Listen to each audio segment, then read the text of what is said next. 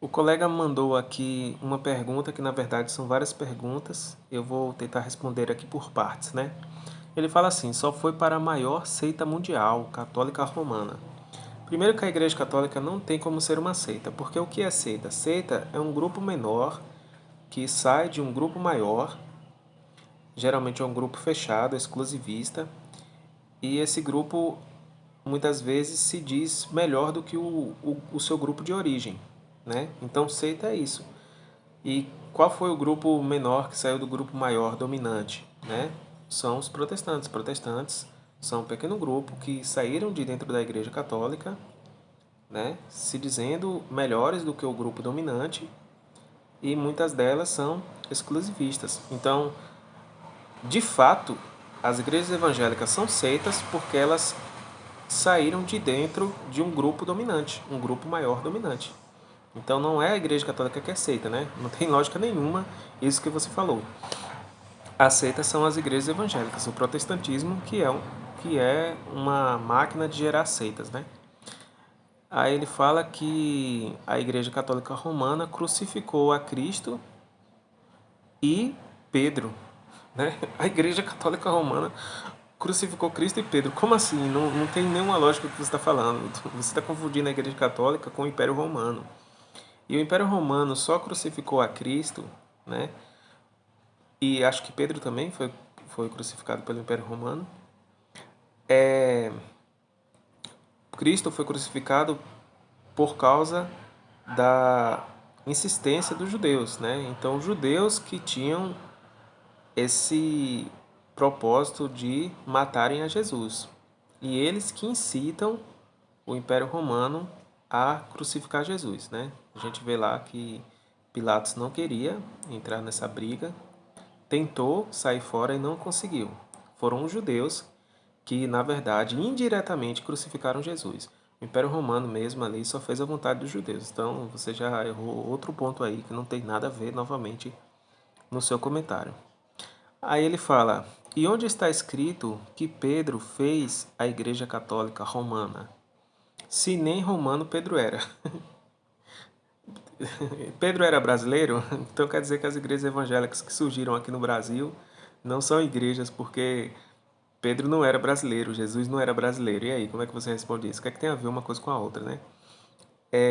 Onde está escrito que Pedro fez a igreja católica? Em Mateus 16, 18 e todo o livro do Atos você vai ver ali Pedro sendo realmente a pedra que Jesus Cristo falou, né? Jesus Cristo ali coordenando a sua igreja por meio de Pedro e os seus apóstolos. Só que Pedro é o principal de todos os apóstolos. Você vê que ele está chefiando o tempo todo ali, que quando Paulo tem um problema lá com os judeus que se converteram e queriam que os gentios se circuncidassem, Paulo não toma uma decisão por si só.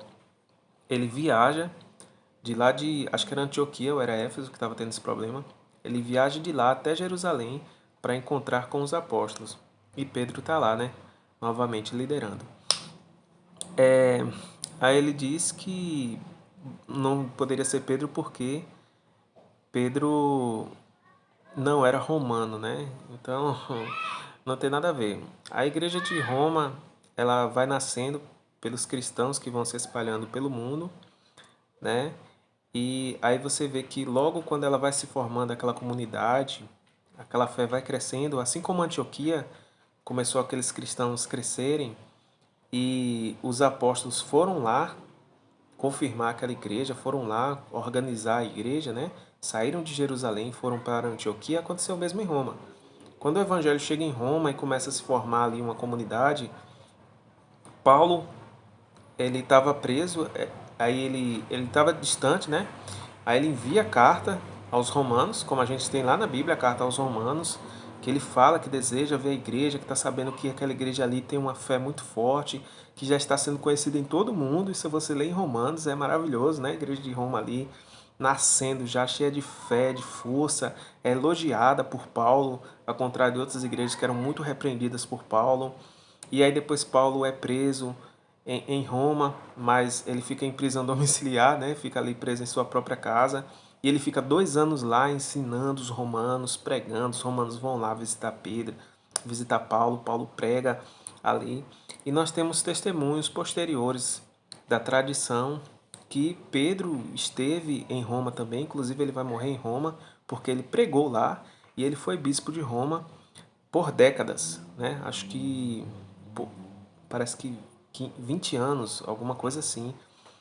A tradição diz que Pedro foi bispo de Roma, né? Então Roma depois ela vai ser tomada como exemplo por Ireneu de Lyon, que foi discípulo de Policarpo, que foi discípulo do próprio apóstolo João.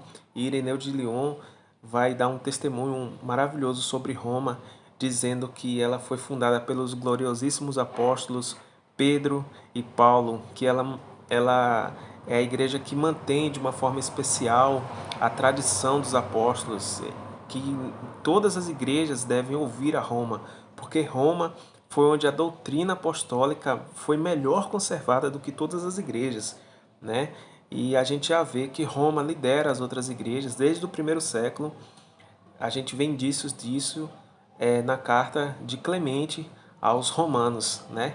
Clemente aí que foi batizado pelo próprio apóstolo Pedro. Então, é assim que a gente sabe que a Igreja Apostólica Romana, Católica, ela é a própria Igreja de Jesus Cristo, fundada por Pedro e por Paulo, né? Assim que podemos provar isso com documentos históricos pela própria Bíblia.